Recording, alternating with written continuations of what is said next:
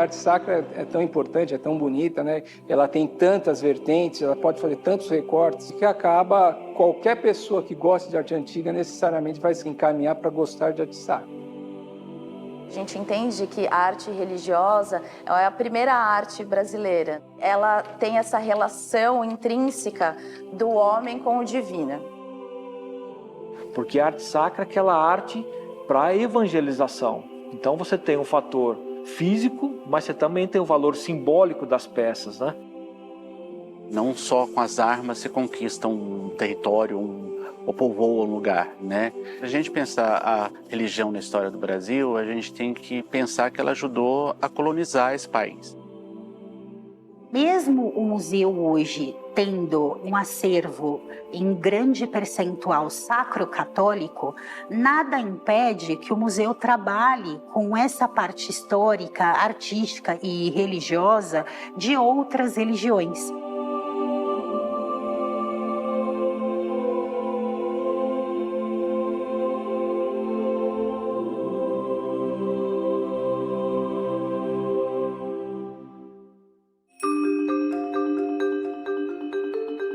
Desde os primórdios, na época da colonização litorânea, a sociedade se organiza sempre em relação à existência de uma igreja, um local que aglutina as pessoas, né? São conventos, são mosteiros, são igrejas, são lugares de encontro dessa população portuguesa ou dessa gente que nesse momento começa a se cristianizar. A coroa portuguesa está chegando e está demarcando o seu território.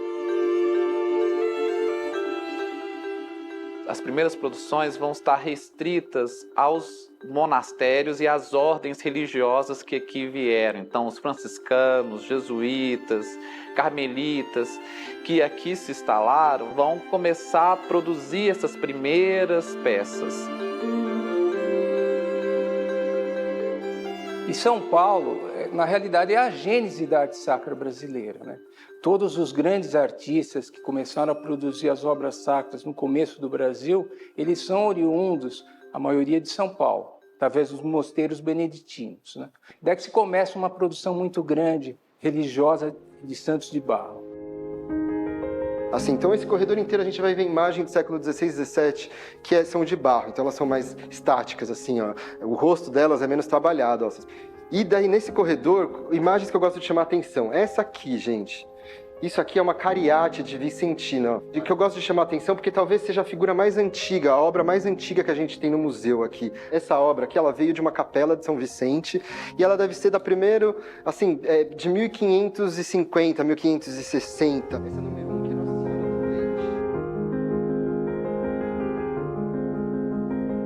Em relação aos primeiros séculos, nós temos exemplares importantíssimos da produção do Frei Agostinho da Piedade.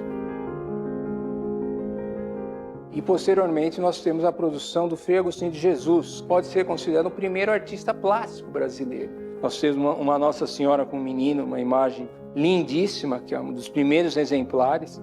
Por 4 séculos, pessoas rezaram diante dessa imagem. As aflições pessoais, a não compreensão do mundo como a gente tem hoje, os fenômenos naturais, as desgraças, as felicidades foram depositadas, então a carga emocional dessas peças do século XVII é imensurável dentro de uma história do povo.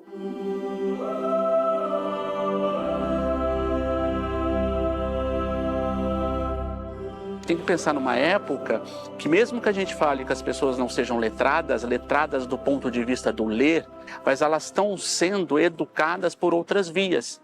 Então, o que você vai constituir, principalmente nos países católicos? Um acervo muito grande de imagens.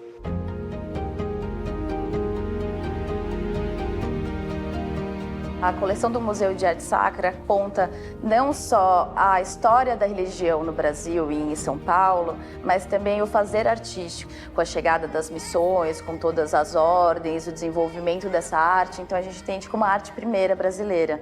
Então aqui a gente conta tanto desse fazer artístico quanto a história dessas peças, o caminho que essas peças tiveram para chegar aqui. Você tem um processo que São Paulo se torna um dos polos do capitalismo internacional. A gente está falando de final do século XIX, o café vai ser o nosso ouro negro. Não dá mais para essa elite, por exemplo, viver numa São Paulo com cara de São Paulo colonial. Isso mostra meu atraso.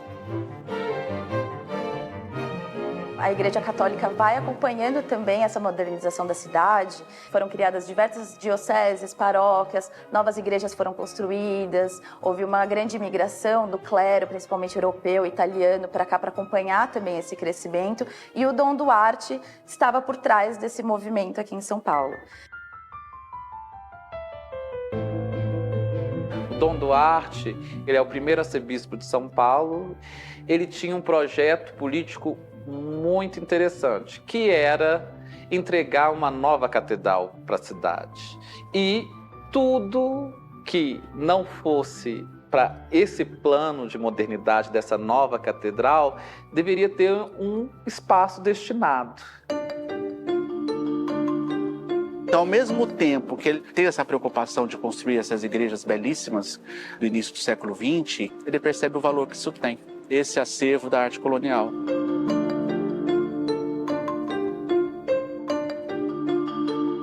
O Dom Duarte era um intelectual, ele era um colecionador também, ele tinha um olhar diferenciado para as artes, né? Ele tinha contato direto, por exemplo, com Benedito Calixto, ele era muito amigo do pintor, era amigo pessoal. Então, o Dom Duarte tinha uma outra visão do fazer artístico. Então, ele entendia a importância desses objetos, não só como a materialidade da religião aqui paulista, como também a sua importância estética cultural também.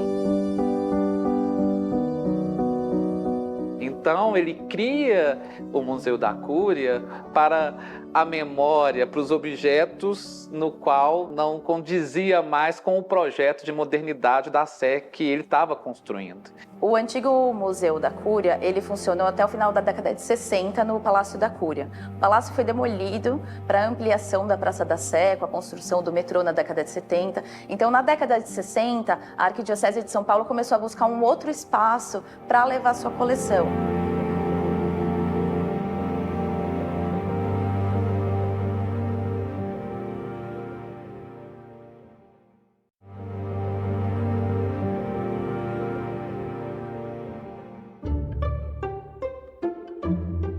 O museu, ele trata de muitas histórias, né?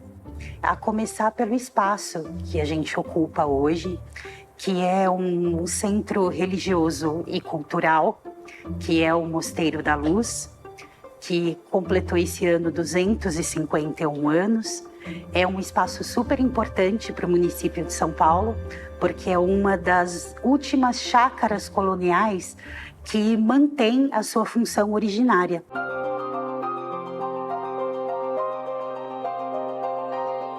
A história desse prédio é muito interessante, porque ele começa pelo território, né?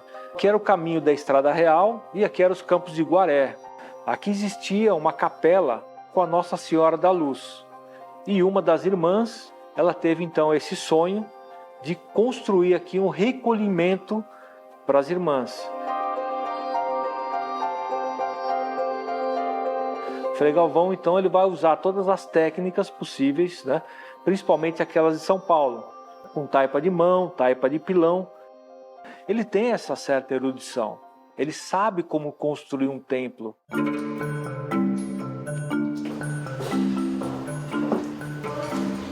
pronto aí? Chegamos. A irmã Helena Maria do Espírito Santo era do recolhimento de Santa Teresa.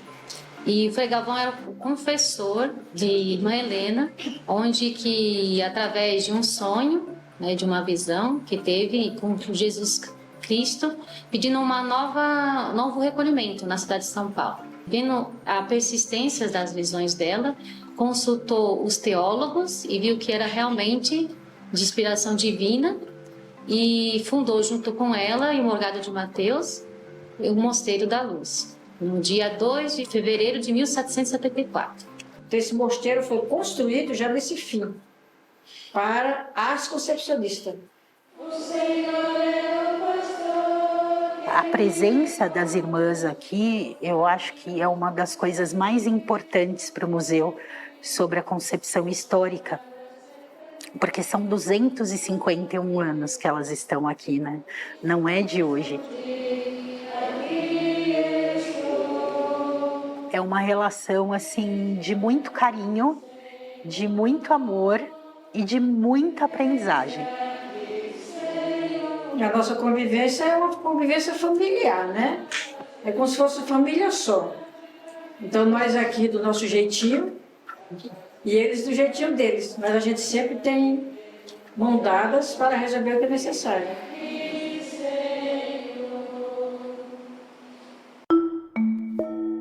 E isso causa de vez em quando até uma estranheza do nosso público também, quando descobre que aqui dentro do mosteiro tem um museu e dentro desse mosteiro ainda tem as irmãs ainda morando. Então quando a gente faz visitas, as pessoas que vêm aqui no Jardim do Claustro que conseguem ver as janelas, de vez em quando uma ou outra está aberta e pensam, nossa, será que elas estão aqui?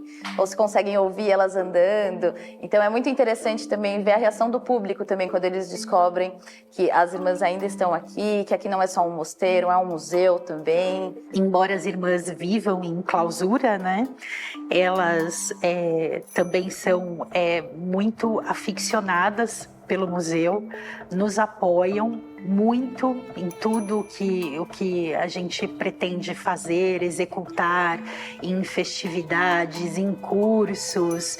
É muito maravilhoso essa presença delas, de certo modo, na vida do museu. Tem uma história interessante também, que foi quando a igreja quis tirar as irmãs daqui para que se ocupasse o prédio inteiro. E o IPHAN veio tombar esse prédio e veio defender o uso das irmãs. Então as irmãs estão aqui até hoje porque o IPHAN defendeu o uso. A história de sobrevivência do mosteiro reflete também na sobrevivência dessas peças que a gente tem aqui dentro do museu. Então, continua interligado ainda essa história da modernização de São Paulo, da modernização da Igreja Católica, da atuação dela aqui. Então, essas paredes e objetos, tudo contam essa história. A história do Museu de Arte Sacra se confunde com a história da religiosidade de São Paulo, né? Ele tem uma formação que remonta inicialmente à própria Igreja Católica, com a formação do acervo do Museu da Cúria, né? Posteriormente, a Igreja começa a sentir necessidade de uma atuação maior em relação à preservação desse patrimônio. Nesse momento, há um contato com o governo do Estado, com a Secretaria de Cultura da época, para trazer o acervo que eles possuíam naquele pequeno museu à época e começar a desenvolver um trabalho mais efetivo de preservação e ampliar esse acervo.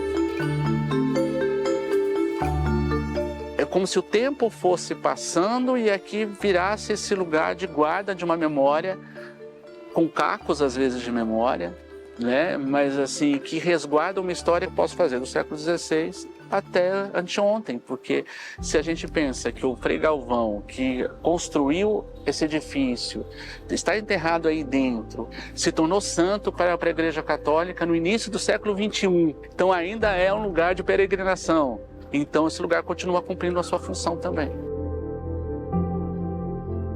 Tá tudo interligado com o mosteiro, foi assim, Santa Providência que colocou o museu aqui, era o melhor espaço para ser colocado por toda essa questão histórica que a gente tem, inclusive pensando a história da construção desse mosteiro também.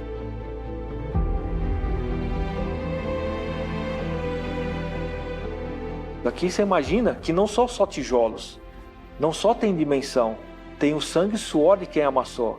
Então quando a gente começa a estudar o prédio, você vê as peças, você vai ver a intenção do artista, você vai ver a intenção da construção.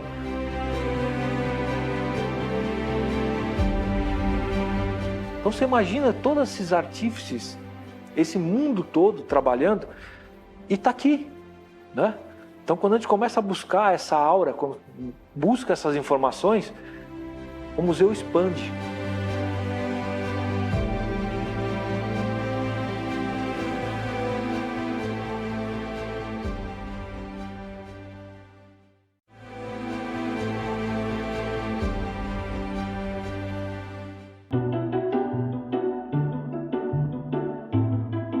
Hoje, o acervo do museu tem cerca de 15.500 itens, cerca de 10% está exposto hoje no espaço museal, por conta até de um espaço limitado que nós temos.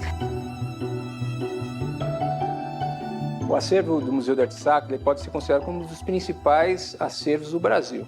A diversidade de peças que compõem o acervo, ela compreende todos os períodos da arte sacra brasileira, desde os primórdios do Brasil, da descoberta do Brasil, até os dias atuais, com um pouco de arte moderna e contemporânea. Então a gente tem a coleção original aqui do Museu de Arte Sacra, pertencente à Cúria Metropolitana, que privilegia tanto os objetos em prata, em ouro e as esculturas, principalmente aqui do Vale do Paraíba do século XVIII. E a gente tem a aquisição e também recebimento, né, uma incorporação via doação de muitas peças aí já final do século XVIII, começo de XIX, trazendo nomes de artistas conhecidos.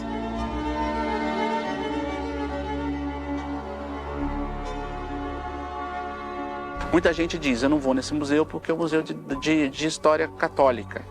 Mas espera aí, e tudo que tem nessas peças, que são de culturas africanas e de culturas dos povos originários e de mão de obra dos povos originários, mão de obra africana, que fizeram muitas dessas peças que estão aqui.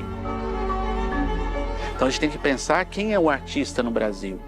Quando não é esse português ou filho de português vindo de fora, grande parte dessa mão de obra é mestiça. A arte vai ser um caminho para ganhar a vida. Então as próprias peças já contam a nossa própria mistura. O Aleijadinho, que é o louvado dessa história, ele é a própria figura que faz isso. Ele é, né, a mistura.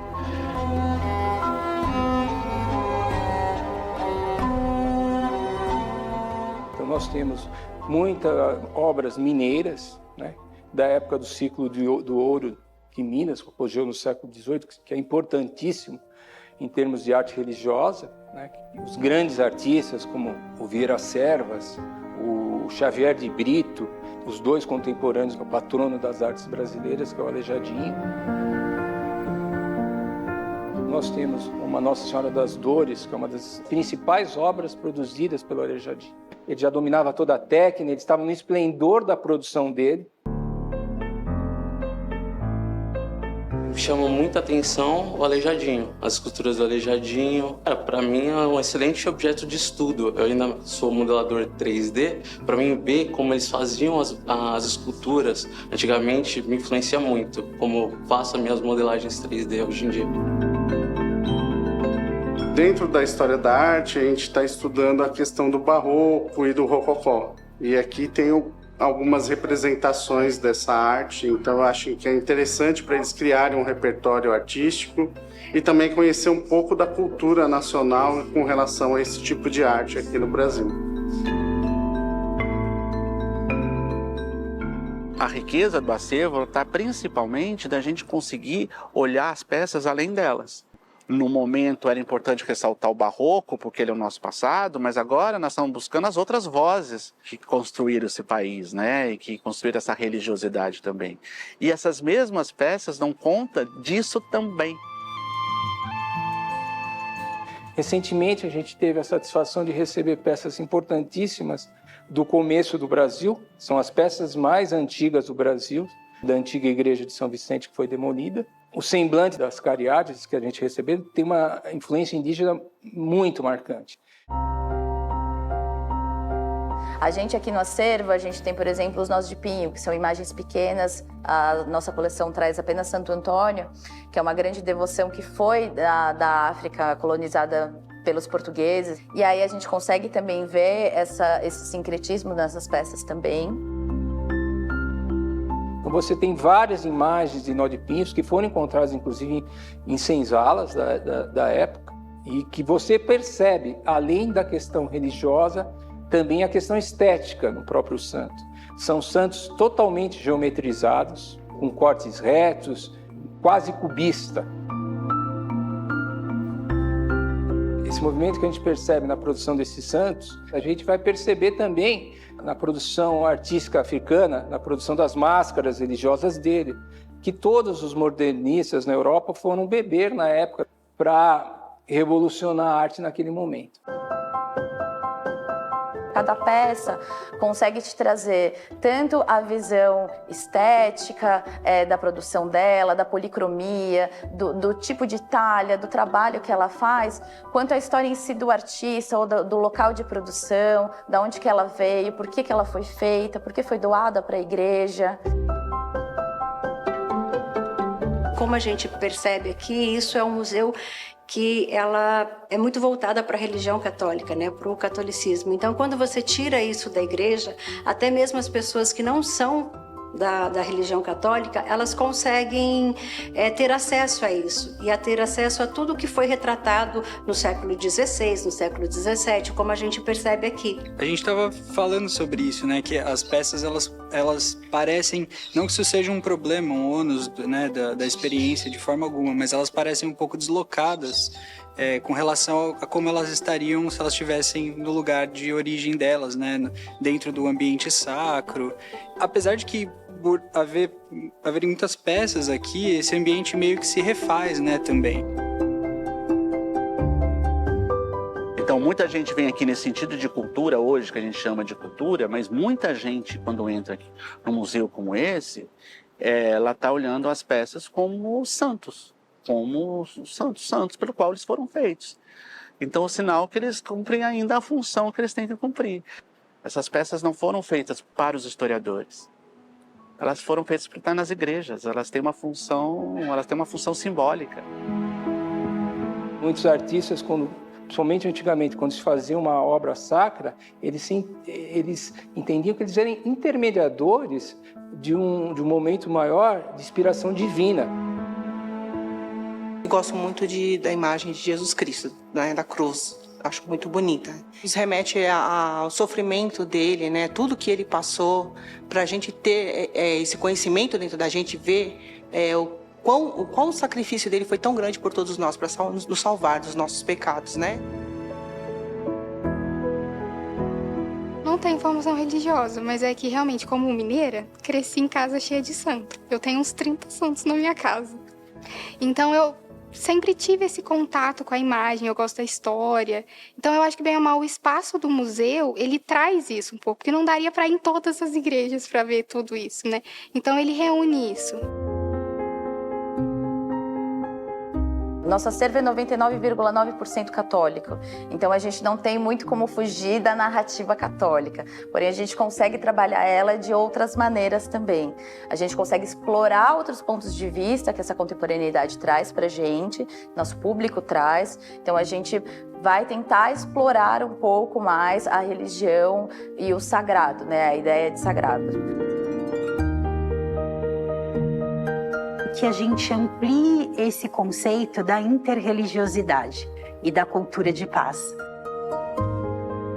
Isso é o grande trunfo desse museu. A gente pode discutir arte, a gente pode discutir como o Brasil foi construído, a gente pode pensar na nossa tradição cultural toda e, ao mesmo tempo, a gente está discutindo o nosso mundo contemporâneo. Então, para nós, o grande mestre é o próprio edifício. Ele está aqui como uma resistência. A gente estabelece que é um prédio vivo, que ele transpira justamente por absorver esses usos todos. É como se nós estivéssemos numa nuvem isolada de tudo. Entendeu? A gente não tem barulho aqui dentro. É como se fosse o coração de São Paulo. É o silêncio do barulho externo e o silêncio do barulho interno. As irmãs têm que manter mais um momento assim, de oração, de meditação. Não pode ter assim, rodinha de conversa, de não sei o quê. Então é tudo mais no seu lugar, tudo no silêncio mesmo. A melhor palavra para isso é uma tríade mesmo, né? São as irmãs vivendo em clausura nas suas orações, é a capela de São Frei Galvão, no espectro da religiosidade, da devoção, e é um museu trazendo essa parte histórica e artística. E essa tríade, ela convive muito bem.